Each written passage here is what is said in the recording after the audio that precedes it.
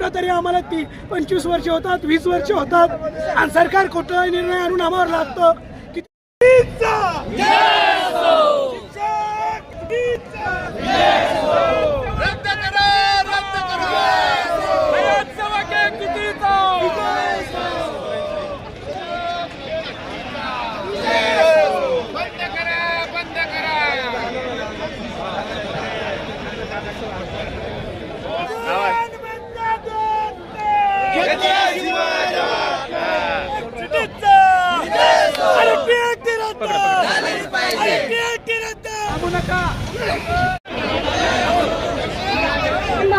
सांगते की आपल्या पाठीवर थाप पाडणारही कोणी नाही, कौतुकाची थाप तर दूरच, परंतु अन्यायाला आपल्याला प्रतिकार करायचा आहे.